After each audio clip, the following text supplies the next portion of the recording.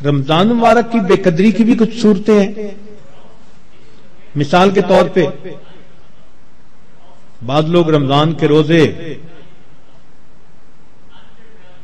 رکھنے کا اہتمام نہیں کرتے. یہ رمضان کی بے قدری ہے. اور کئی مرتبہ سحری کھا کے سو جاتے ہیں کہ میں تھوڑی دیر ذرا آرام کر لوں, اٹھ کے فجر پڑھوں گا, اور شیطان کو نماز قضا کروانے کا موقع مل جاتا ہے. یہ رمضان مبارک کی بے قدری ہے. اسی طرح افطاری کے انتظار میں باجماعت نماز چھوڑ بیٹھتے ہیں. یہ بھی رمضان مبارک کی بے قدری ہوئی. بعض لوگ رمضان المبارک میں خبروں کے نام پر ٹی وی دیکھتے ہیں, غیر محرم عورتوں پر نظر پڑتی ہے. بازار سے گزرتے ہوئے اپنی نگاہ کا احتیاط نہیں کرتے. یہ بھی رمضان مبارک کی بے قدری ہوئی. اخبار بینی کے شوق میں تصاویر بھی دیکھتے ہیں.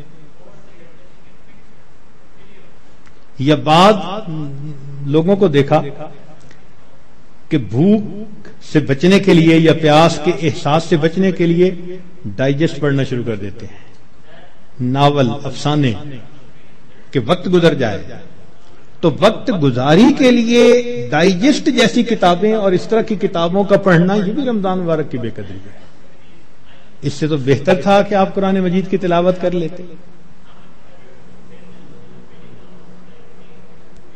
اور بعض مرتبہ عورتیں گھر کے کام کاج میں لگی ہوتی ہیں تو وہ وقت گزاری کے لیے موسیقی والی قوالی لگا دیتی ہیں. اور ایسی آج کل قوالیاں بن بھی خوب رہی ہیں گانوں کی طرز پر.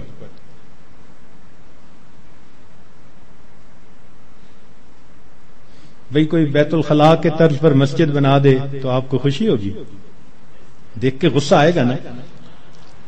تو اگر کوئی نعت بنانی تھی تو ضروری ہے کہ گانے کی طرز پر بنانی ہوتی ہے.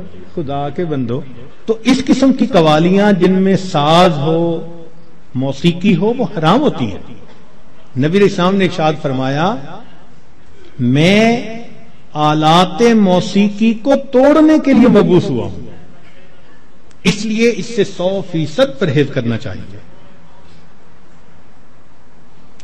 بعض نوجوان وقت گزارنے کے لیے انٹرنیٹ پہ بیٹھ جاتے ہیں, اور جو دنیا بلا کا گند ہے وہ انٹرنیٹ کے اندر موجود ہوتا ہے.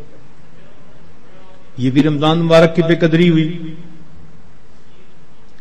اور بعض اپنے دوستوں سے میسیجز کا سلسلہ شروع کر دیتے ہیں. یہ بھی رمضان مبارک کی بے قدری. اور اس سے بڑھ کر اور گناہ یہ کہ سیل فون کے اوپر غیر محرم سے باتیں کرتے ہیں یا اس کو میسج بھیجتے ہیں. یہ بھی رمضان کی بے قدری ہے. اور یہ بھی رمضان کی بے قدری ہے کہ انسان غیر محرم کو کہے کہ میں اب رمضان میں میسج نہیں بھیجوں گا, اس کے بعد بھیجوں گا.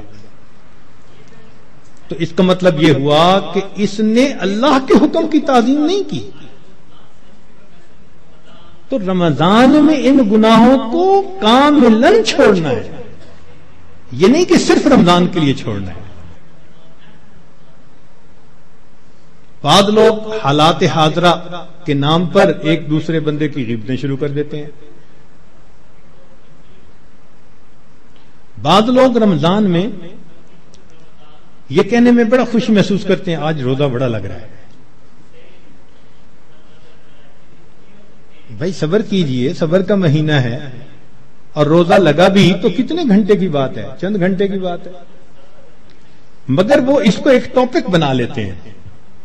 ہر آنے والے کو بس میں اٹھ نہ سکا اور تھوڑا وقت تھا, پانی نہ پی سکا اور کھانا نہ کھا سکا.